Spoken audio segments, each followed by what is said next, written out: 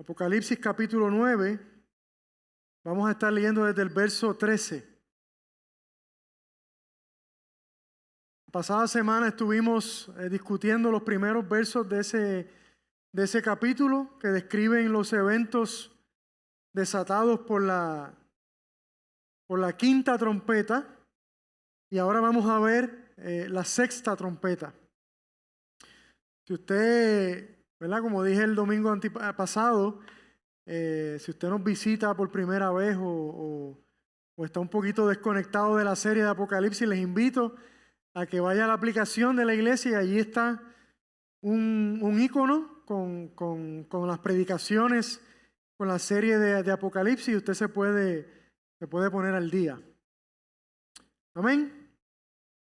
La palabra del Señor dice así en verso 13, capítulo 9 de Apocalipsis, en la nueva traducción viviente. Dice: entonces el sexto ángel tocó su trompeta, y oí una voz que hablaba desde los cuatro cuernos del altar de oro que está en la presencia de Dios. Y la voz le dijo al sexto ángel que tenía la trompeta: suelta a los cuatro ángeles que están atados en el gran río Éufrates. Entonces los cuatro ángeles que habían sido preparados para esa hora, ese día, ese mes y ese año, fueron desatados para matar a la tercera parte de toda la gente de la tierra. Oí que su ejército estaba formado por 200 millones de tropas a caballo. Así en mi visión vi los caballos y a los jinetes montados sobre ellos. Los jinetes llevaban puesta una armadura de color rojo fuego, azul oscuro y amarillo. La cabeza de los caballos era como la de un león, y de la boca les salía fuego, humo y azufre ardiente. La tercera parte de toda la gente de la tierra murió a causa de estas tres plagas: el fuego, el humo y el azufre ardiente que salían de la boca de los caballos. El poder de estos caballos estaba en la boca y en la cola, pues sus colas tenían cabezas como de serpiente, con el poder para herir a la gente. Sin embargo, los que no murieron en esas plagas, aún así rehusaron arrepentirse de sus fechorías y volverse a Dios. Siguieron rindiendo culto a demonios y a ídolos hechos de plata, de oro, plata, bronce, piedra y madera. Ídolos que no pueden ni ver, ni oír, ni caminar. Esa gente no se arrepintió de sus asesinatos, ni de su brujería, ni de su inmoralidad sexual, ni de sus robos. Amén. Esto es palabra del Señor. Señor, te ruego que nos ayudes a entender tu palabra, que ella sea como ese alimento celestial que nutre nuestras almas, que nos llena de ti, que nos ayuda a conocerte más, a conocer tu carácter, y que nos empodera, nos da poder para ser movilizados y cumplir la misión que has puesto en las manos de cada uno de nosotros, Señor. Glorifícate en esta hora en medio de tu iglesia. Amén y amén. Gloria a Dios. A modo de introducción, la quinta trompeta que estuvimos viendo la pasada semana anunció el inicio o el principio del fin. Vimos cómo se desata un severo juicio contra aquellos que rechazaron al Cordero. Pero los redimidos, aquellos que tienen el sello del Cordero en la frente, aquellos que le pertenecen, que son su propiedad, son librados del mismo. El juicio es desatado por el Cordero, pero el agente es Satanás.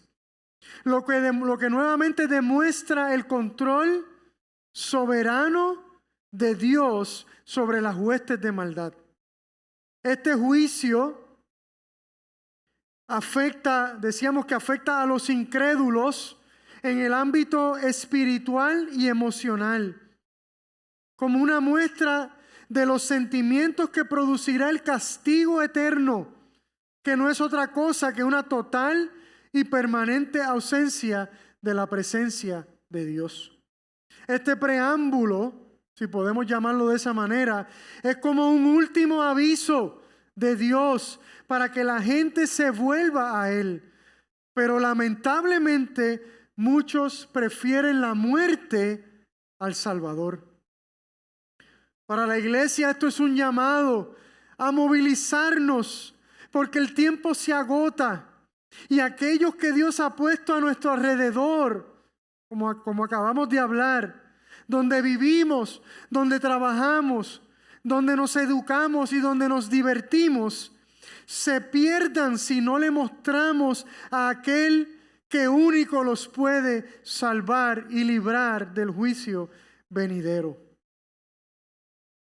El verso 12 de ese capítulo 9 dice que el primer terror ya pasó, pero mira, vienen dos terrores más. El juicio se intensifica, aún quedan dos trompetas por sonar. Y es como una voz que grita, el juicio viene, el juicio se acerca. Dice el verso 13, entonces el sexto ángel tocó su trompeta y oí una voz que hablaba desde los cuatro cuernos del altar de oro que está en la presencia de Dios. Juan escucha una voz que lo hace tornar su mirada de lo que estaba viendo en la quinta trompeta. ¿Se acuerdan lo que era? Estaba mirando el pozo sin fondo y aquella nube de aquella plaga que se levantó sobre la tierra. Así que esta voz hace que Juan desvíe su mirada de aquella escena a una nueva escena. Y esa nueva escena es de regreso al trono de Dios. Esta voz sale específicamente de en medio del altar de oro que se utiliza para quemar incienso y que está delante de la presencia de Dios en el templo celestial. ¿Y de quién es la voz? Si nos remontamos al primer capítulo, cuando comienza la visión, cuando Juan comienza a ver esta visión, escucha estas palabras. Dice en el capítulo 1, verso 10, que era el día del Señor y yo estaba, dice Juan, adorando en el Espíritu, y de repente oí detrás de mí una fuerte voz como un toque de trompeta. Así que podemos afirmar que aquel que tiene una voz de trompeta es nada más y nada menos que el Cordero, Jesús. Así que la voz surge de en medio del altar del incienso. ¿Y recuerdan lo que pasaba allí? Si vamos al capítulo 8, verso 3, dice: entonces vino otro ángel con un recipiente de oro para quemar incienso y se paró ante el altar. Se le dio una gran cantidad de incienso para mezclarlo con las oraciones del pueblo de Dios, como una ofrenda sobre el altar de oro delante del trono.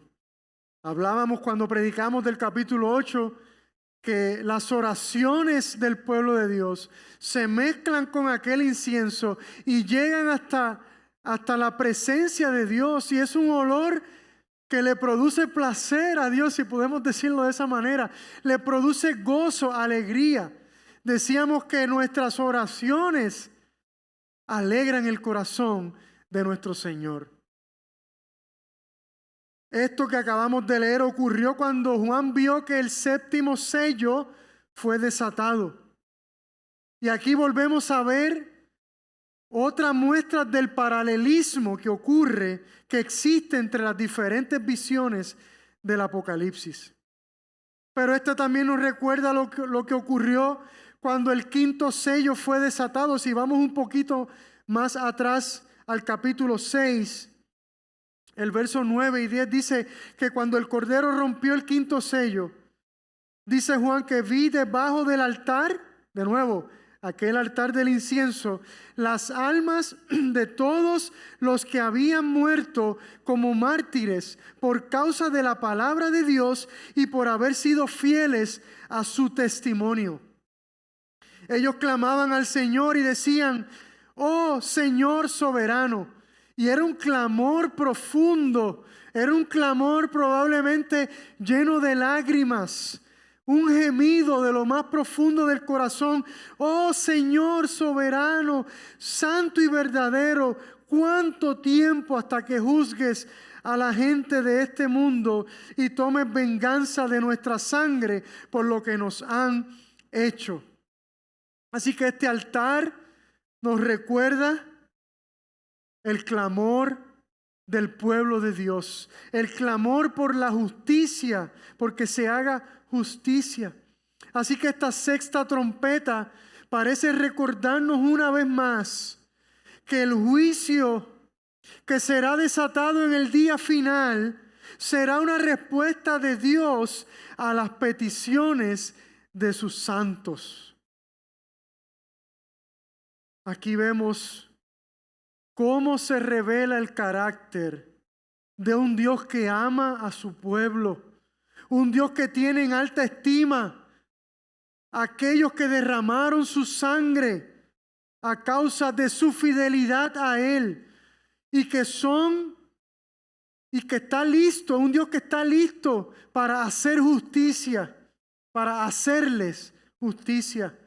Esto revela el carácter de un Dios cuyos actos de justicia son motivados, son iniciados, no solamente por el amor a sí mismo, no solamente por el deseo de restaurar todas las cosas, sino también por el clamor y las oraciones de su pueblo.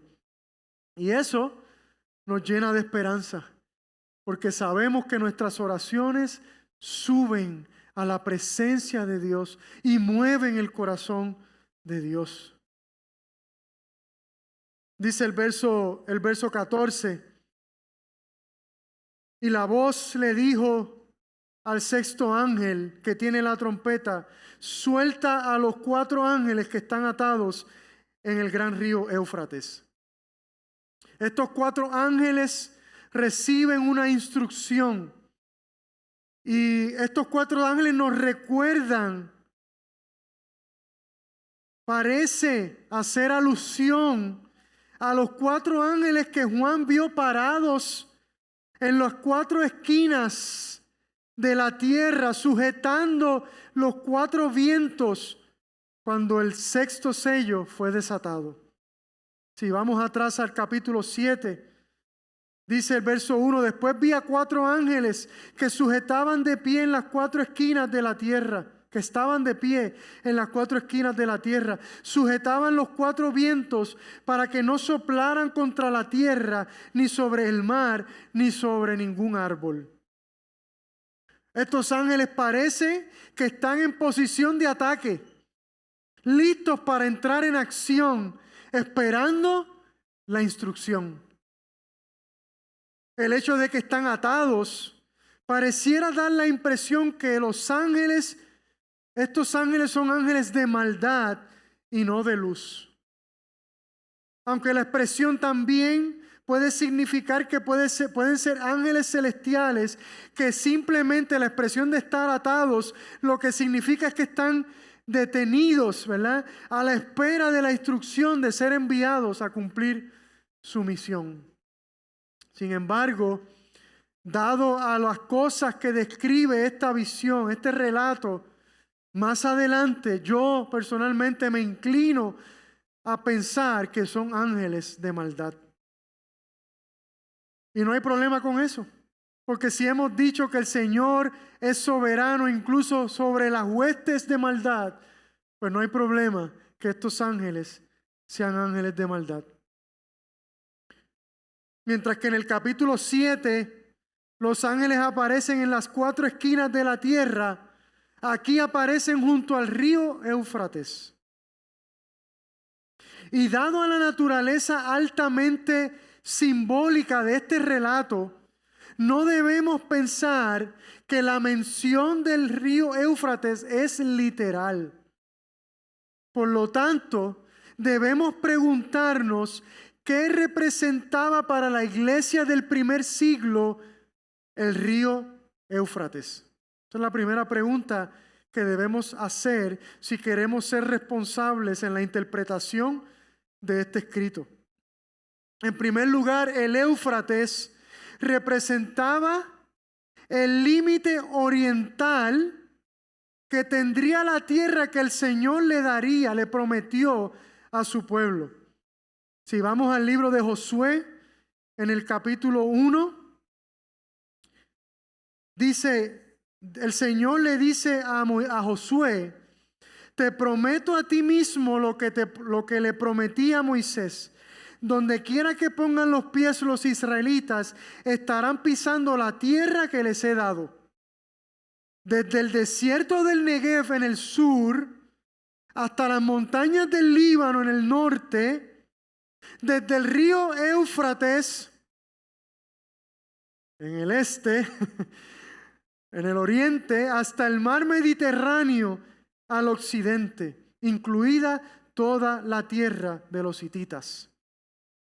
Entonces, en un sentido, el Éufrates representa los límites entre el reino del pueblo de Dios y los reinos de este mundo. Y en un sentido espiritual, el Éufrates representaría los límites entre el reino de Dios y el reino de las tinieblas. Pero en la antigüedad, el Éufrates también representaba destrucción. Y lo hacía en dos aspectos. Representaba destrucción en un aspecto natural. ¿Por qué? Porque cada vez que se salía de su cauce, ¿qué ocurría? Destruía las cosechas. Destruía la fuente de alimento de los pueblos. Y nosotros entendemos bien lo que es eso, ¿verdad? Hemos visto inundaciones en nuestro país donde los ríos se salen de sus cauces y se llevan enredados las pobres matas de plátano, Pedro? Y nos quedamos, ¿verdad? Y se forma una crisis y ahora hay que traer los plátanos de Colombia, de no sé dónde. Así que nosotros entendemos eso. Y eso era lo que significaba en la antigüedad para los habitantes de esa región del mundo.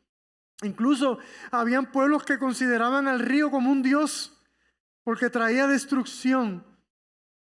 Después los científicos se dieron cuenta que el que de vez en cuando el río se saliera provocaba que la tierra continuara siendo fértil, ¿verdad? Pero bueno, eso fue más tarde. Así que el río representa destrucción en un aspecto natural y en otro aspecto representa destrucción en un aspecto geopolítico. Porque del otro lado del Éufrates se levantan ríos que trajeron destrucción al pueblo de Dios. Esto es, naciones que se levantaron como ríos: los babilonios, los medos, los persas, los asirios. En Jeremías 47 vemos al Señor que dice: del norte viene un diluvio que inundará la tierra, destruirá la tierra y todo lo que hay en ella, tanto las ciudades como sus habitantes. La gente gritará de terror y todos en la tierra gemirán. Así que no nos extraña que Juan esté utilizando lenguaje del Antiguo Testamento para describir lo que está viendo. Así que pudiéramos afirmar que en el contexto de la iglesia del primer siglo, el Éufrates simboliza los límites entre las fuerzas divinas y las fuerzas de maldad. Así que estos ángeles que están atados junto al Éufrates no son otra cosa que ángeles de juicio y destrucción. El verso 15 dice: entonces los 4 ángeles que habían sido preparados para esa hora, ese día, mire el nivel de detalle, preparados para esa hora, para ese día, para ese mes y ese año, fueron desatados para matar a la tercera parte de toda la gente de la tierra. El día ya está escrito. La hora, el día, el mes y el año. ¿Y qué refleja esto? Esto refleja la inminencia del fin, la seguridad del fin. Mientras nuestro mundo vive de espaldas a Dios, el reloj sigue contando y un día el tiempo se acabará y ya no habrá más oportunidad para volverse a Dios. Entonces, como muchas veces dijo Jesús, entonces vendrá el lloro y el crujir de dientes. La descripción tan específica de la hora final es otro reflejo de que las fuerzas de maldad están totalmente controladas por la mano soberana de Dios. Usted puede estar seguro que al enemigo no se le puede zafar el gatillo. Tú y yo le servimos a un Dios que tiene un control total, perfecto y preciso de todo lo que ocurre en este mundo y por ende de todo lo que ocurre en nuestras vidas. A diferencia de las primeras 5 trompetas, esta sexta trompeta desata plagas terribles de destrucción y muerte. Ya no contra la naturaleza, sino contra los seres humanos. Ya no para atormentarlos física o emocionalmente como vimos en la quinta trompeta, sino para muerte. El juicio se intensifica. Esto nos recuerda a la última plaga de Egipto, ¿se acuerda? Que ya el corazón del faraón no podía endurecerse más. Y el Señor envió el ángel de la muerte para quitarle la vida a todos los primogénitos. Esta sexta trompeta destruye una tercera parte de la humanidad, lo que significa que la destrucción será terrible y extensa, pero todavía no llega el fin.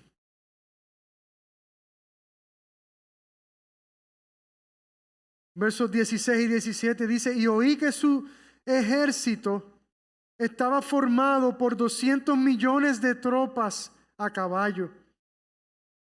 Verso 17: así en mi visión vi los caballos y a los jinetes montados sobre ellos.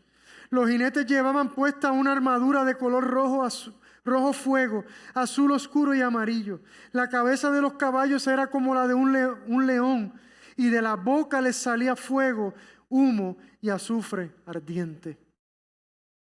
El ejército que será desatado contra la humanidad, liderado por estos ángeles, será arrollador.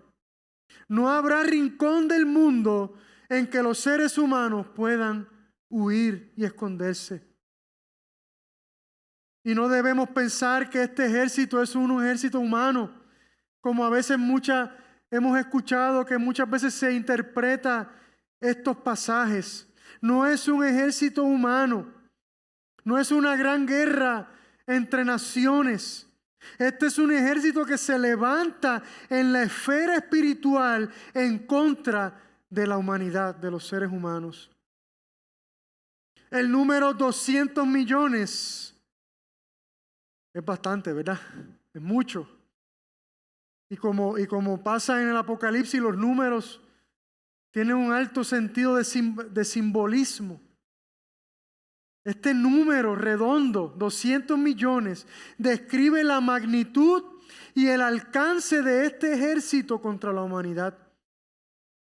Lo que significa que es imposible contarlo, es una hipérbole. Imagine un ejército de 200 millones de soldados.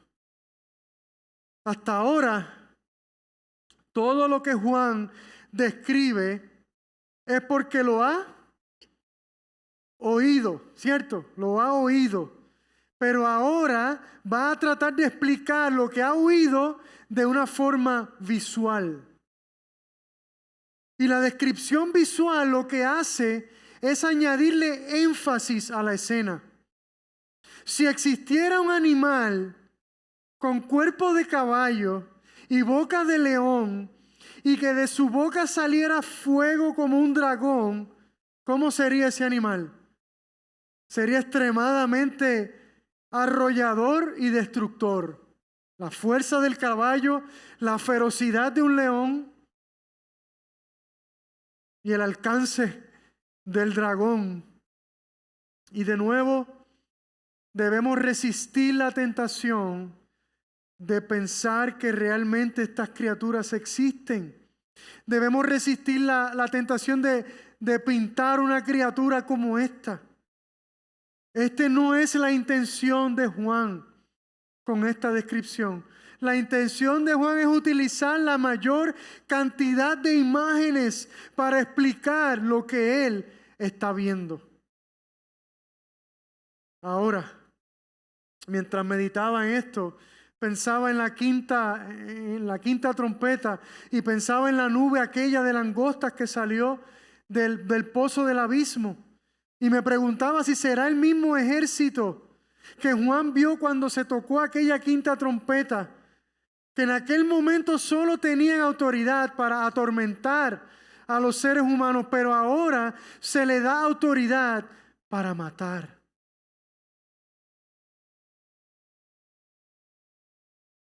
Versos 18 y 19 dice que la tercera parte de toda la gente de la tierra murió a causa de estas tres plagas: el fuego, el humo y el azufre ardiente que salía de la boca de los caballos. El poder de estos caballos estaba en la boca y en la cola, pues sus colas tenían cabezas como de serpiente, con el poder de herir a la gente. Difícil, ¿verdad? De entender estas imágenes. Pero fíjese cómo está el elemento de la repetición. La repetición de los detalles, de nuevo, denota la terrible situación, lo terrible de aquella hora.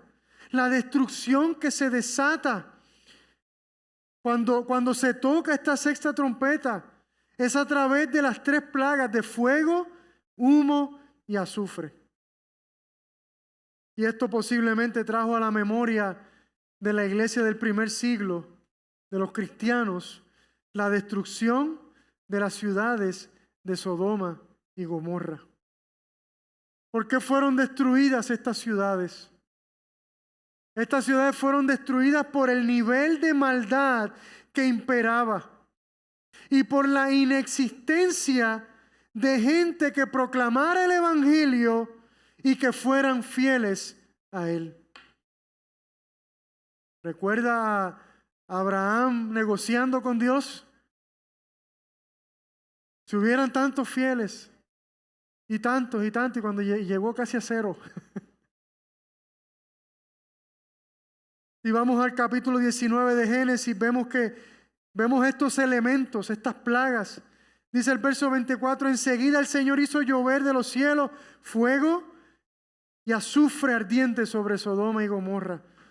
¿Y dónde está el humo que menciona Apocalipsis? Verso 28, Abraham miró al otro lado de la llanura, hacia Sodoma y Gomorra, y vio que subía columnas de humo desde las ciudades, como si fuera el humo de un horno. Así que vemos cómo Juan utiliza imágenes del Antiguo Testamento para explicar lo que está viendo. Esto es entonces una descripción de la condición de la humanidad justo antes de que estos eventos se desaten. La paciencia del Señor se habrá agotado. Los niveles de maldad alrededor del mundo serán ya intolerables para Él. Y por otro lado, el arma que utilizan estos agentes de maldad dice que está en donde, en la boca de los caballos y en sus colas que son como serpientes. Pero realmente, ¿cuál es el arma de la serpiente? Está en su boca también, ¿cierto? A menos que no sea una constrictor de esa que mata apretando a su presa. Pero realmente este animal, por delante y por detrás, lo que expide de su boca es juicio y destrucción. Por un lado fuego, humo y azufre, y por el otro un veneno mortífero. Lo que refleja que el ataque contra la humanidad envolverá engaño, mentira y decepción. ¿Qué es lo único que puede salir de la boca del enemigo? Engaño, mentira y decepción. Lo que provocará no solo la muerte física, sino también espiritual.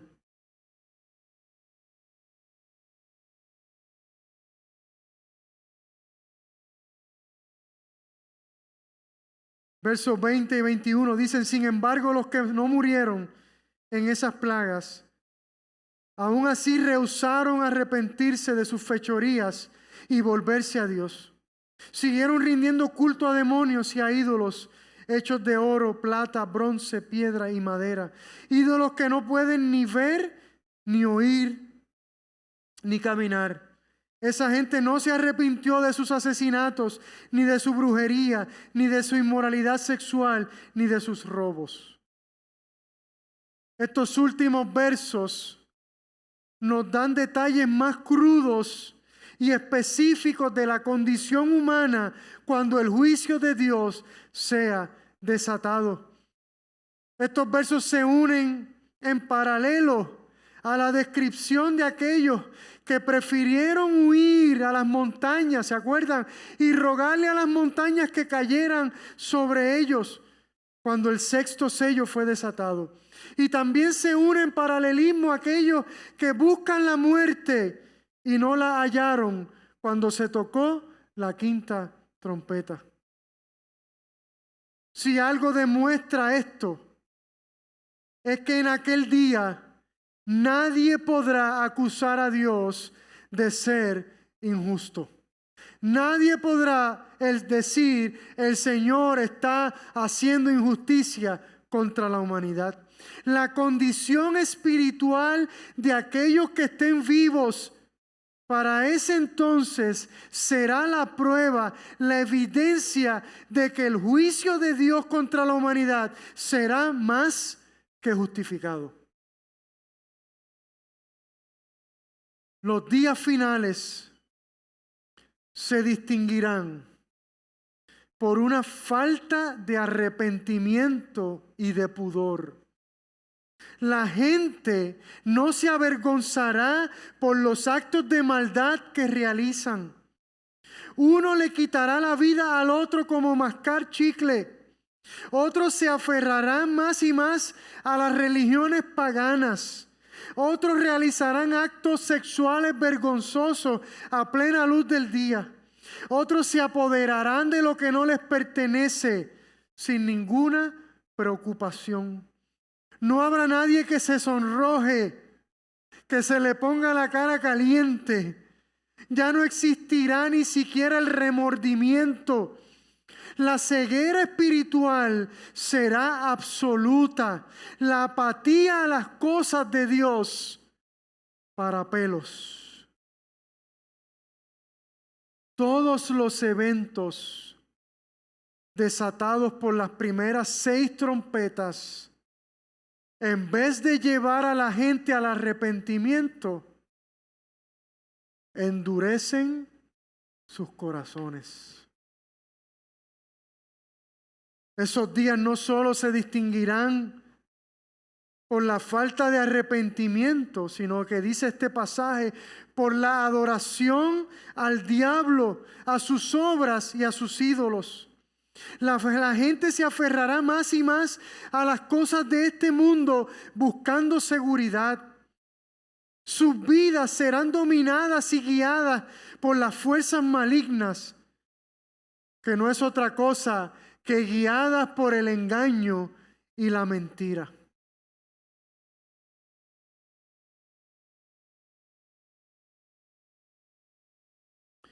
Jesús dijo que cuando el Hijo del Hombre regrese, será como en los días de Noé. En esos días antes del diluvio, la gente disfrutaba de banquetes, fiestas y casamientos hasta el momento en que Noé entró en su barco. La gente no se daba cuenta de lo que iba a suceder hasta que llegó el diluvio y arrasó con todos. Así será cuando venga el Hijo del Hombre. Y usted me dirá, pero pastor, eso es lo que yo veo a mi alrededor todos los días. Ciertamente pareciera que estamos viviendo en los últimos días.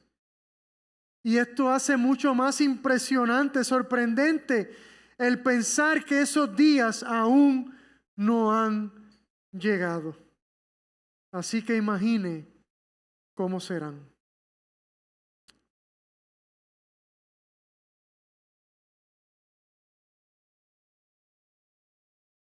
Estemos puestos de pie.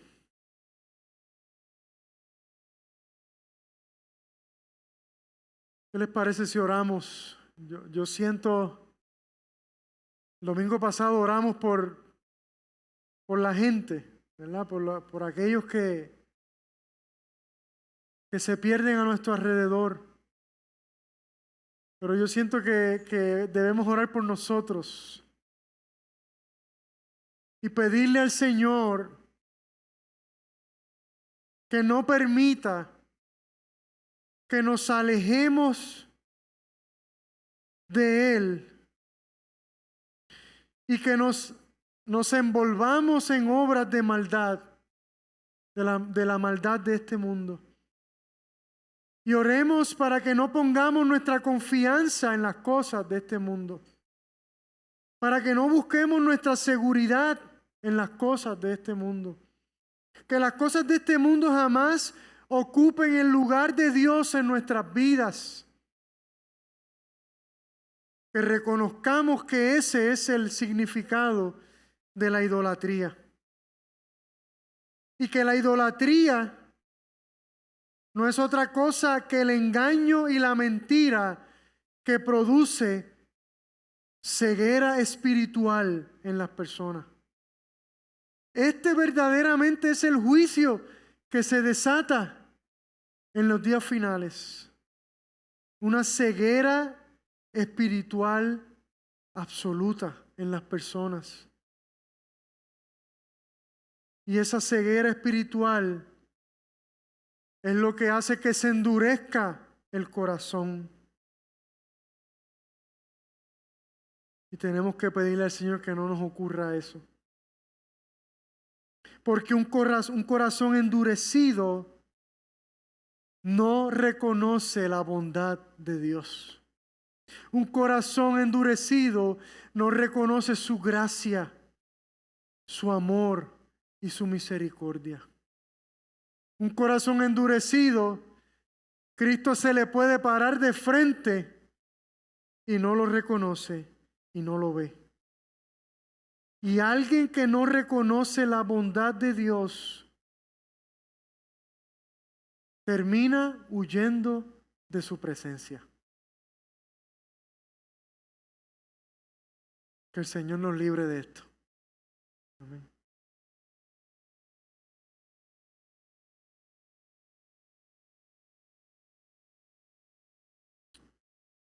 Señor, tu pueblo clama a ti. Nos paramos en el espejo de este relato bíblico. Y por un lado es espeluznante saber que llegará un día que el mundo tendrá su corazón tan endurecido que no habrá manera de que te miren a ti. Y pareciera que lo estamos viendo en nuestros tiempos, pareciera que estamos tan cerca del final. Pero yo siento, Señor, rogar a ti por nosotros, para que no nos envolvamos en los negocios de este mundo, para que podamos identificar nuestros ídolos, aquellas cosas en las cuales ponemos nuestra confianza, aquellas cosas a las cuales corremos en busca de seguridad, en busca de gozo, en busca de paz. Señor, líbranos de que las cosas de este mundo las pongamos en el lugar que te corresponde a nuestras vidas. Porque sabemos que eso produce una enfermedad terrible de ceguera espiritual. Y que la ceguera espiritual es la raíz para el endurecimiento del corazón.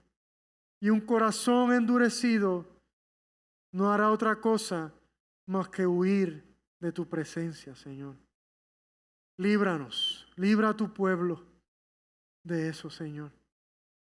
Y que podamos cada día mirar a ti, volver a ti.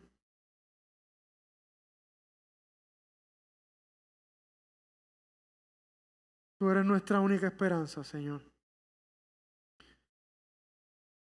Gracias por tu presencia en nuestra vida y por la palabra que nos has traído en este día, Señor. Séllala en nuestros corazones y que podamos salir de aquí animados, esperanzados y empoderados, Señor, para cumplir la misión que has puesto en nuestras manos.